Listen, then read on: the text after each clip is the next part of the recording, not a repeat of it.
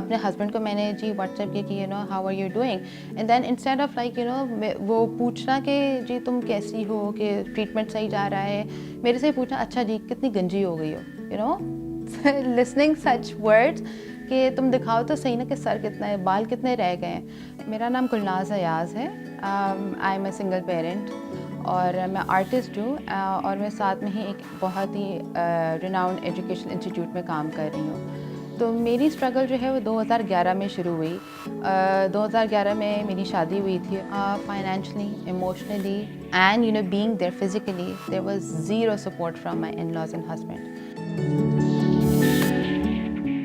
वो 2014 जनवरी में मुझे एक बहुत छोटा सा लम्प फील हुआ था अपने लेफ़्ट ब्रेस्ट पे, और मैं जो है ना उसको फील कर रही थी। मैंने कहा ये क्या चीज़ है, तो वो जनवरी 2014 गया। फरवरी में I spoke to my mother in law as well, and then she ignore के कुछ नहीं होता इसको, जस्ट इग्नोर इट। फिर मार्च में मेरी कज़न की शादी थी, मैं इधर अपने पेरेंट्स की तरफ आई हूँ, और इधर आके जो है ना मैंने अपनी अम्मी को दिखाया, तो अम्मी ने कहा कि इस तरह से होता है कभी आप जब ब्रेस्ट फीड कराते हो तो आपके मिल्क ग्लैंड्स रह रहे थे, तो शायद ये वो होगा, ये चला जाएगा। तो मैंने कहा कि 3 महीने हो चुके जा नहीं रहा, तो मुझे ना चेक कराना है। तो I went to my gynaecologist, और उधर जो है ना शी बताया कि you should get it checked immediately. Shaukat Khanum में उधर मैंने चेक कराया, और उधर भी इन्होंने यही कहा था कि चला जाएगा, लेकिन उन्होंने बायोप्सी की टर्म कही थी कि आप कराएं। आई वाज लाइक कि यार ये क्या फ्लूइड निकालेंगे, मैं जो ना लंप रिमूव करा देती हूँ। सो वही मैं जो ना एक इधर हॉस्पिटल थे ब्रेस्ट सर्जन के पास गया, I got the lump removed, और उसमें जो स्पेसिमेन था that was given in the Shaukat खाना लैब। 4 दिनों में ही मुझे कॉल आती है कि आप आके ना रिपोर्ट्स अपनी कलेक्ट कर लें। अच्छा, I just open the report, और उसमें लिखा हुआ था इन्वेसिव डक्टल कार्सिनोमा। अच्छा, मुझे नहीं पता था कि क्या चीज़ है। मैंने फिर जब गूगल की टर्म, तो उसमें आ गया कि ये तो कैंसर है।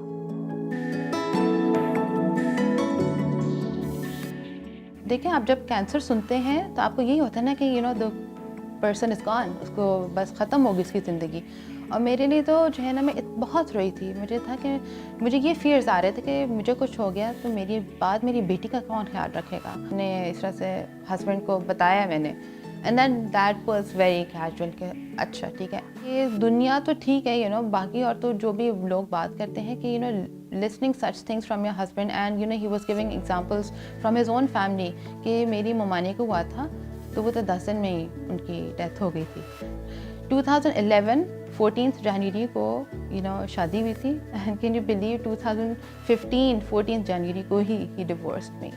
इसके बाद फिर 2000 वही मैं रिकवर किया, मैंने आई स्टार्टेड माई जॉब, और फिर मुझे यही था कि मैंने अपनी अपना इसी करियर में रहना है, तो I have to do something. मैंने फिर अपना मास्टर्स शुरू किया था, तो उसमें ये कि जो है ना मैंने मेमोरीज़ पे किया। बेसिकली मैंने आर्काइव का जो उसका और नैरो डाउन करके मेमोरीज़ पे किया, और सीडी मैंने मीडियम लिया था, क्योंकि सीडी एक ऐसा मीडियम है जिसमें यू कैन स्टोर डेटा, और आप पिक्चर्स वीडियोज़ आप वो कर सकते हैं। तो मैंने क्या किया कि उसको सीडीज़ को मैंने तोड़ के जो उनकी शेप बन रही थी, मैंने जितनी भी तस्वीरें थी उनको मैंने प्रिंट करा के छोटी I got them printed as small as an inch, और फिर जो सीडी की जो शेप होती थी उसी के ऊपर मैंने पेस्ट की, और उसको मैंने फिर ये तकरीबन ऑलमोस्ट 2500 तस्वीरें थी जिनको मैंने किया, लेकिन एक ग्रिड फॉर्म में मैंने इसको वो फिर किया प्रेजेंट, जहाँ पे 2193 मैंने पहले जो कील थे वो ठोंके, और उसके बाद फिर मैंने जो सीडीज़ के ऊपर जो 2 DVD सीडीज़ के ऊपर जो मैंने तस्वीरें पेस्ट की थी उनको मैंने फिर वो ग्लू गन से मैंने वो पूरा उसको एक ग्रिड फॉर्म में वो शो कराया। मेरे लिए जो है ना it was a catharsis moment. मेरे लिए एक ऐसी बहुत बड़ी चीज़ थी कि मैं जो हूँ ना I was able to face what I was running from. और एक वो बात करते हैं ना मेंटल हेल्थ की, I think it's very important कि अगर किसी को अगर रोना आ रहा हो ना तो मेरे ख्याल से रो लेना चाहिए। You have to let that thing out of your system. मैं जो हूँ डिवोर्स के बाद और अपनी इस ट्रीटमेंट के बाद मैं रोई नहीं थी। मैं बहुत ज़्यादा मुझे यही सुनने को मिला था यू आर स्ट्रॉन्ग। लेकिन कभी कभार ये होता है कि you want to be heard, you want to express your feelings, you want to let someone know कि यार मैं किस चीज़ से गुजरी हूँ। तो ये जो प्रोजेक्ट था ना ये this was actually a catharsis moment for me.